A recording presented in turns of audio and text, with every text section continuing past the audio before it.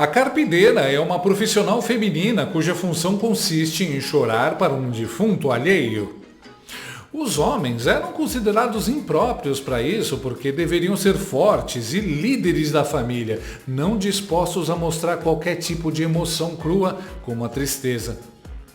As carpideiras faziam o serviço completo, iam de preto para representar o luto, levavam os terços e, o mais importante, derramavam muitas lágrimas.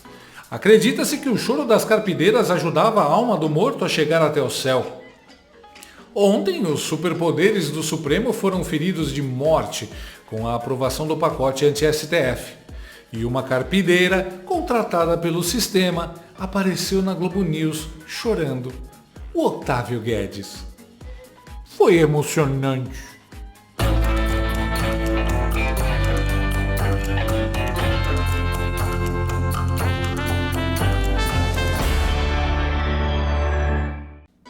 Ontem, a Comissão de Constituição e Justiça aprovou o pacote de propostas que buscam frear as ações politizadas no Soviético Tribunal Federal, apesar das tentativas de obstrução e retirada de pauta por parte de deputados da base do governo Lula e uma cena de birra bem vergonhosa do Lindbergh Farias. Isso aqui é um circo, isso aqui não vale nada, isso aqui é inconstitucional. Vocês acham que o Supremo vai ter medo disso aqui? Durante quase 10 horas de sessão, os parlamentares discutiram e votaram 4 propostas que versam sobre a atuação do STF. Todas passaram. São elas: PEC das decisões democráticas dos ministros da Corte, que impede decisões monocráticas, também conhecidas como chandices. PEC da suspensão de decisão do STF que ultrapasse sua competência, que permite aos congressistas invalidarem as canetadas dos togados que invadam as competências dos outros poderes. Basicamente o arroz e feijão do STF hoje em dia. PL 4754, que estabelece a possibilidade de impeachment dos togados que interfiram nas competências do Congresso Nacional. E PL 658, que determina novos crimes de responsabilidade dos ministros do Soviético Tribunal Federal. Ou seja, os planos de Xande e Barroso correm sérios riscos de serem destruídos. Claro, o Soviete já mandou avisar que se passar esse pacote, ele é inconstitucional. Óbvio e esperado, os togados experimentaram o gostinho do poder absoluto e estão viciados nele. Não querem largar nem a pau. E aí a gente vai ver do que são feitos nossos parlamentares, se eles vão marcar posição e impor as leis que sim, eles é que devem fazer. A Constituição prevê a segregação de funções. Os outros poderes podem julgar a Corte, como função secundária em casos de abusos. A Corte não está acima dos outros poderes. Simples assim. Se os togados não aceitarem isso, estará bem claro que são ditadores e aí entra gente bem mais da pesada na briga. A crise é boa, a treta é boa. A pressa dos togados para já adiantar para o mundo que o pacote é inconstitucional mostra que eles estão apreensivos. E se eles estão apreensivos é porque o pacote acertou a besta no coração e tem muita chance de resolver nosso maior problema hoje. Quem também já está sofrendo por antecipação e tendo ataque de pelanca em público são as cadelinhas do STF, os meninos de recado que trabalham na Globo News. E ninguém passou mais vergonha do que o Otávio Guedes. Olha que vídeo mais satisfatório. Bom, Júlia, o primeiro ponto é que a democracia brasileira quer fazer mais do que a ditadura. A ditadura caçou 3 ministros com AI-5. A democracia quer caçar 11 ministros. Ou seja, se os 11 ministros decidirem sobre uma questão, o Congresso vai e pode caçar o voto dos 11 ministros, em tese caçando os 11 ministros. Então, isso é uma aberração. É uma aberração alguém na Casa Legislativa, na democracia, propor algo que vá além do AI-5. Então, esta PEC é o AI-6. É o AI-6 desse país. É um absurdo sem propósito, que eu acredito até que seja a estratégia do boi na sala. Para a gente ficar falando aqui desse absurdo e eles passarem algum tipo de boiada, né? Olha, então, tudo bem, isso aí não passa, que é absurdo mesmo, o AI-6 não passa, mas em outras questões a gente discute. Júlia, o Bolsonaro, ele poluiu essa discussão sobre o STF. Poluiu, porque está claro que é um ataque principalmente à corte que mais fez, ao poder que mais fez frente à tentativa de golpe de Bolsonaro.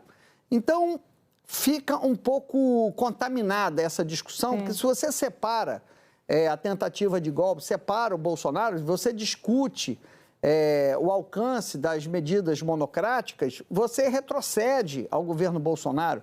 Foi o Marco Aurélio que, numa decisão monocrática, afastou Renan Calheiros da presidência do Senado, portanto, do comando, do poder legislativo. E, na época, o Renan peitou. E a sociedade estava contra o Renan, estava tratando o Marco Aurélio como herói, porque o Renan, naquele momento, era o inimigo público, número 1 da nação, representava a corrupção, representava a velha política, etc, etc. Mas se você analisar, como eu disse, se você isolar o Renan, se você isolar o Bolsonaro dessa discussão, realmente, por uma decisão monocrática, um ministro não pode afastar o presidente de outro poder. Faltou só a lágrima para deixar o meu dia melhor. Mais 2 minutos falando, acho que a lágrima teria descido. Teria. Ui, ele tá brave. Se tem jornalista da Globo ficando bravinho, então nossos deputados estão no caminho certo. Que permaneçam firmes. Nossa, que absurdo! Uma PEC que busca limitar um pouquinho os poderes de um tribunal que legisla sem voto e sempre invade as competências do poder legislativo. Também é incrível reparar como o repertório desses caras é limitado. Qualquer coisa que eles não gostem, eles só conseguem fazer paralelo com o regime militar. Os caras não leram nem um 1984, nem uma Revolução dos Bichos, então a única comparação que eles conseguem fazer é com a AI-5. Octário, isso não é nem AI-5 nem AI-6, é um aí dentro. Aliás, o Octávio é tão ignóbil e ignorante que não sabe que os atos institucionais do regime de 1964 foram até o de número 17. Para um maluco tão obcecado e traumatizado pelo regime militar, o Octário sabe bem pouco sobre ele. Octário, o ato institucional número 6 já existe, é de 1º de fevereiro de 1969. Só dá um Google e lê. Também houve o 7, o 8, o 9. É bizarro como esses caras reclamam do AI-5, mas vêm apoiando a censura e o autoritarismo e ovulando com perseguição a oponentes políticos. A língua desse cara deve ter um eterno sabor de couro de bota de autoridade. É fetiche. Coitados dos nossos ministros do STF, eles estão sofrendo muito com a ditadura. Cadelinha de juiz é assim mesmo. Não pode ver o dono ser contrariado, que já quer morder. Vai ver, tá esperando um afago e um ossinho do dono.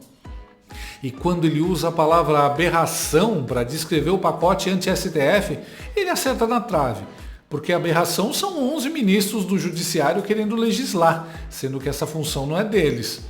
Aberração é jornalista defendendo a censura, a ditadura, o autoritarismo. Aberração é um ministro do STF suspender uma rede social em plena eleição e falar sobre isso abertamente, sem qualquer constrangimento. Aberração é uma agente cadelinha de tiranete reclamando que uma instituição finalmente decidiu agir de acordo com suas funções. O Octário faz todo esse escarcéu, essa choradeira, porque quer esconder algo óbvio. Na democracia, quem manda é o povo e não 11 burocratas indicados politicamente.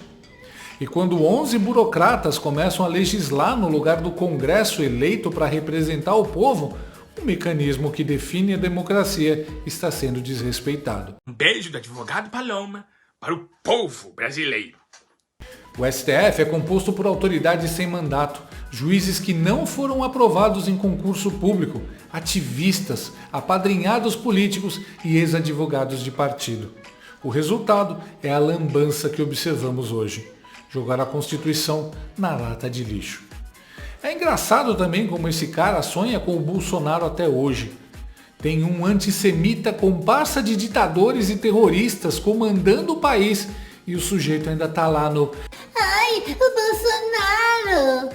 Os jornalistas não percebem, mas já estão em campanha para eleger o Biruliro em 2026. Quem leva a sério um comedor de mosquito desses? Se tivesse um Pulitzer de idiotice, o nome seria Prêmio Otávio Guedes. Que maluco burro. A reação da internet foi a mais divertida possível.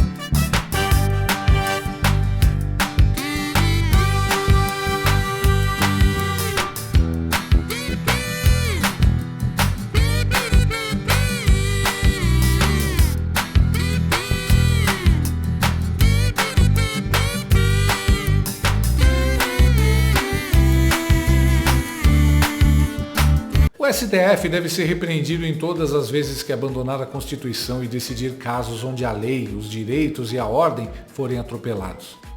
A função da classe intelectual é criar a narrativa que sustenta o Estado.